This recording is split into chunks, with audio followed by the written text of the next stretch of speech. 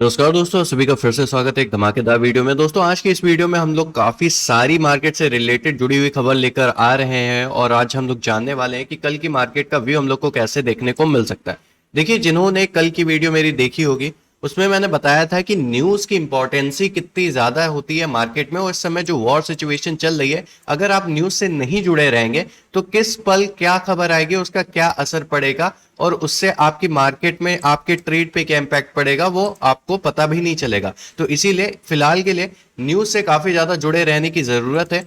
Video start करने से पहले अगर आप BTST होल्डर हैं तो कल की मार्केट से रिलेटेड आपका कॉल होल्ड है या फिर पुट होल्ड है, एक बारी कमेंट बॉक्स में जरूर बताइएगा, क्योंकि आगे हम लोग उस पर भी डिस्कशन करने वाले हैं कि कल की मार्केट की ओपनिंग हम लोग को कैसी देखने को मिल सकती है। आज के दिन मार्केट में काफी बड़ा उछाल हम लोग को आते हुए देखने को मिला है। सेंसेक्स 2950 अंक तक हम लोग को चलते हुए देखने को मिली, वहीं पे निफ्टी जो है वो 24,000 अंक के पार जाते हुए हम लोग को देखने को मिली थी। और ये जो बड़ी उछाल है इसकी सबसे बड़ी वजह क्या है, क्योंकि आपको पता है कल ट्रंप ने काफी बड़ी धमकी दे रखी थी ईरान को। सुबह के 4 या 5 बजे इंडियन टाइम के हिसाब से सुबह के 4-5 बजे हमला कर देंगे किसके ऊपर, ईरान के ऊपर। तो ईरान की जनता ने क्या किया, वहां के जो एनर्जी सप्लाई थे उनकी तरफ सभी ने घेराबंदी करके बैठ गए। उन्होंने कहा कि ठीक है, अगर आपको हमला करना है तो हम लोगों के सिविलियंस के ऊपर भी हमला करना पड़ेगा। अब ये जो हमला होने वाला था वो रुक गया, क्योंकि लास्ट टाइम पे यहां पे एक न्यूज आती है पाकिस्तान की तरफ से कि Iran accepted Pakistan 2 week cease fire proposal, और सीज फायर का यहां पे हम लोगों को चीजें देखने को मिली। यानी कि पाकिस्तान ने ईरान और अमेरिका इन दोनों से सीज फायर की बात की और इस पे उन्होंने अग्री कर लिया, ऐसा कुछ यहाँ पे न्यूज निकल के आई, जिसकी वजह से मार्केट पे काफी ज्यादा इंपैक्ट पड़ा। गोल्ड जो था हम लोगों को जो डायरेक्टली गिरावट करते हुए देखने को मिल रहा था वो काफी ज्यादा पॉजिटिव हो गया। वहीं पे यूएस मार्केट जो 114 115 के लेवल पे हम लोग को देखने को मिल रही थी वो डायरेक्टली हम लोग को गिर के 100 के लेवल तक आते हुए हम लोग को देखने को मिली। मार्केट आज के दिन जो हम लोग की निफ्टी थी वो काफी ज्यादा गैप अप ओपन होते हुए देखने को मिली। वहीं पे अगर हम लोग बात करें बैंक निफ्टी की, तो बैंक निफ्टी में भी हम लोग को काफी ज्यादा गैप अप ओपनिंग हम लोग को देखने को मिली। अब यहाँ पे मेन सवाल ये आता है कि कल के दिन भी क्या मार्केट हम लोग को ऐसे गैप अप देखने को मिलेगी या फिर मार्केट में कल हम लोग को गिरावट देखने को मिलेगी। चलिए, ये जो मार्केट में जो बढ़त आई है उसके सारे कारण जान लेते हैं। देखिए, सबसे पहला तो यही कारण है कि अमेरिका और ईरान के बीच में जो युद्ध विराम हुआ है उसकी वजह से हम लोगों को काफी ज्यादा मार्केट आज पॉजिटिव देखने को मिली है। शेयर मार्केट लंबे समय से इस खबर का इंतजार कर रहा था और ईरान और अमेरिका ने 2 सप्ताह के युद्ध विराम पर सहमति जताई है। अमेरिकी राष्ट्रपति डोनाल्ड ट्रंप ने इस फैसले को दुनिया की शांति के लिए एक बड़ा दिन बताया है। इससे बाजार में अनिश्चितता कम हुई और निवेशकों को राहत हम लोग को देखने को मिली है। अब यहाँ पे क्रूड ऑयल के दाम में भी बड़ी गिरावट देखने को मिली, जिसकी वजह से इंडियन मार्केट भी हम लोग को काफी ज्यादा पॉजिटिव देखने को मिली है। क्रूड ऑयल सिर्फ इस न्यूज की वजह से 16% तक हम लोग को कल टूटते हुए देखने को मिला था और $94.80 प्रति बैरल तक हम लोग को देखने को मिला था। अब युद्ध विराम के बाद स्ट्रेट ऑफ हॉर्मुज के जरिए तेल की सप्लाई दोबारा चालू होने की उम्मीदें बढ़ी हैं। ईरान ने भी इस दौरान सुरक्षित आवाजाही पर आश्वासन दिया है, इससे क्रूड की कीमतों में हम लोग को गिरावट देखने को मिली है। वहीं पे बात करें आरबीआई ने, तो आरबीआई ने ब्याज दरों पर विराम रखा है, उन्होंने कोई चेंजेस नहीं किए जैसा कि एक्सपेक्टेड था आज के दिन से। तो अमेरिका और ईरान के बीच 6 हफ्ते के बाद हुए युद्ध विराम से ग्लोबल इकोनॉमी में सुधार की उम्मीदें की जा रही हैं। इसी बीच आरबीआई यानी कि भारतीय रिजर्व बैंक ने बुधवार को ब्याज दरों में कोई बदलाव नहीं किया। सरकार ने आरबीआई से कहा है कि खुदरा महंगाई दर को अगले 5 सालों तक यानी कि मार्च 2031 तक 4% पर बनाए रखा जाए, जिसमें ऊपर या नीचे 2% का मार्जिन हो। तो ये काफी ज्यादा पॉजिटिव खबर हम लोग को निकलते आते हुए देखने को मिली है आरबीआई की तरफ से भी। वहीं पे अगर हम लोग बात करें, ये वॉर सिचुएशन टलने की वजह से ग्लोबल मार्केट यानी कि ग्लोबल मार्केट आपकी एशियाई बाजार या ओवरऑल जो ग्लोबल सारी मार्केट है उनमें भी सुधार देखने को मिला है, उनमें भी मजबूती देखने को मिली है। यहाँ पे अगर हम लोग बात करें एमएससीआई का एशिया शेयर इंडेक्स 2.6% तक हम लोग को चलते हुए देखने को मिला। वॉल स्ट्रीट फ्यूचर में भी 2% की तेजी देखने को मिली और निवेशकों को उम्मीद है कि कच्चे तेल की कीमतों में गिरावट से महंगाई काबू में रहेगी और आर्थिक ग्रोथ का बढ़ावा मिलेगा।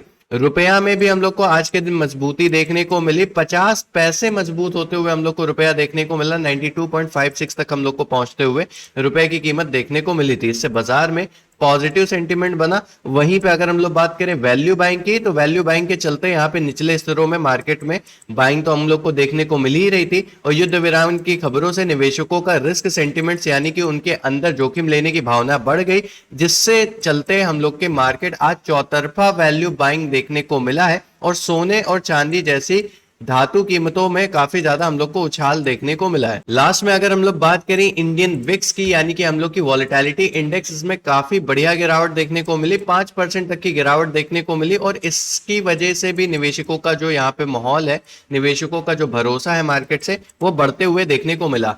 बट अब यहाँ पे मेन खबर ये आती है, क्या वॉर अभी भी टल गई है? क्या मार्केट दोबारा गिरेगी नहीं? क्या मार्केट इसी तरीके से हम लोगों को पॉजिटिव जाते हुए देखने को मिलेगी और उसमें रिकवरी ही देखने को मिलेगी? क्योंकि अगर हम लोग बात करें आज के 2:13 पे ये जो न्यूज आई है दोपहर के, उसके हिसाब से देखा जाए तो several explosions at Iran Lebanon refinery में हम लोग को देखने को मिला है, यानी कि ईरान के जो लेबनान में है उसमें काफी ज्यादा हम लोगों को अटैक यानी कि हमला देखने को मिला है। अब सीज फायर के बाद अगर ये हमला हम लोग को देखने को मिलता है तो ये काफी ज्यादा मार्केट पे निगेटिव इंपैक्ट डालता है। वहीं पे इजराइल ने रेजिडेंशियल जो एरिया है, यानी कि जो ऐसे इलाके हैं जहां पे काफी सारे लोग रहते हैं, उसको खाली करने की यहाँ पे धमकी दी है।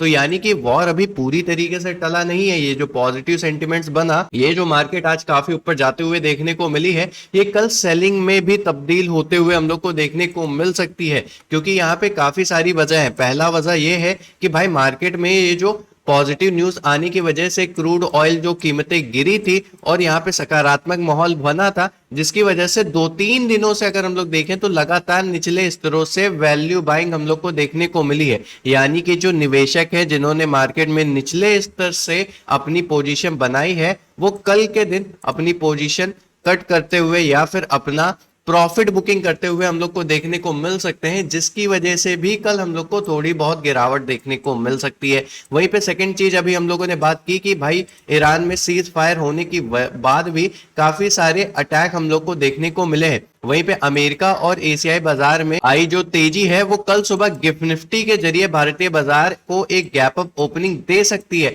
लेकिन जैसा कि कल भी ऐसा हम लोग को सीन लग रहा था कि भाई मार्केट में काफी ज्यादा नेगेटिव न्यूज है, ट्रंप अटैक करने वाले हैं, जिसकी वजह से मार्केट काफी ज्यादा क्रैश कर सकती है। लेकिन रातों रात यहाँ पे मार्केट में न्यूज चेंज होने की वजह से ये काफी ज्यादा पॉजिटिव सेंटिमेंट्स हम लोग को क्रिएट करते हुए देखने को मिली। तो इसीलिए हम लोगों को न्यूज से जुड़े रहना है। और हम लोग को यूएस ऑयल क्या कर रहा है, मार्केट ओपन होने से पहले, हम लोग की इंडियन मार्केट ओपन होने से पहले यूएस ऑयल काफी ज्यादा पॉजिटिव है या निगेटिव है, उस पर हम लोग को ध्यान देने की काफी ज्यादा जरूरत है।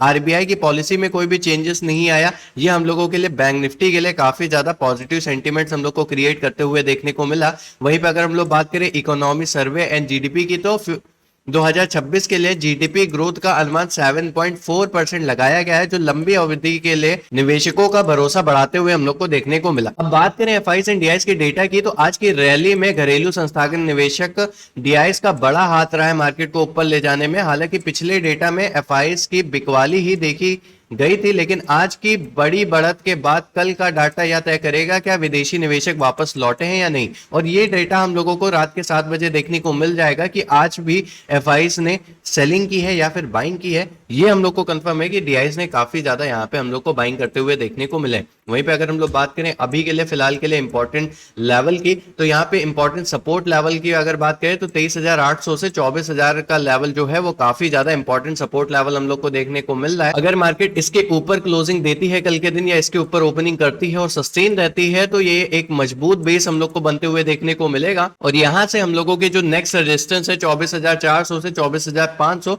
उसकी तरफ हम लोगों को निफ्टी जाते हुए देखने को मिलेगा। वहीं पे बात करें बैंक निफ्टी की, तो बैंक निफ्टी का सपोर्ट 52,300 से 52,500 का लेवल देखने को मिल रहा है। अगर मार्केट इसके ऊपर सस्टेन रहता है तो 53,200 और 53,500 के लेवल की तरफ हम लोग को जाते हुए देखने को मिलेगा। अब इसमें आरबीआई की पॉलिसी के बाद बैंकिंग स्टॉक एचडीएफसी, आईसीआईसीआई और एसबीआई में मोमेंटम बना हुआ है और इसके सेंटिमेंट्स हम लोग को काफी ज्यादा सुधरते हुए देखने को मिले हैं। प्लस मार्केट में अभी भी पॉजिटिव न्यूज है, लेकिन ये जो दो खबरें आई हैं ये अभी थोड़ी देर पहले पहले की हैं, यानी कि दोपहर में 2:13 या 2:16 के आसपास की ये खबरें हैं, तो ये डेफिनेटली कल के मार्केट पे इंपैक्ट डालते हुए देखने को मिल सकती हैं। अभी रात भर का टाइम है, उसमें भी काफी सारे सेंटिमेंट्स मार्केट में चेंज होते हुए हम लोग को देखने को मिल सकते हैं। तो खास करके हम लोग को यूएस ऑयल हम लोगों को गिरते हुए देखने को मिल रही है आज के दिन, उस पर नजर रखनी है। और यूएस मार्केट यानी कि एसपीएक्स का हम लोगों को क्लोजिंग आज रात में कैसे देखने को मिल रहा है, उसके ऊपर हम लोग को काफी ज्यादा नजर रखने की जरूरत है। बाकी अगर हम लोग यहाँ पे टेक्निकल एनालिसिस की बात करें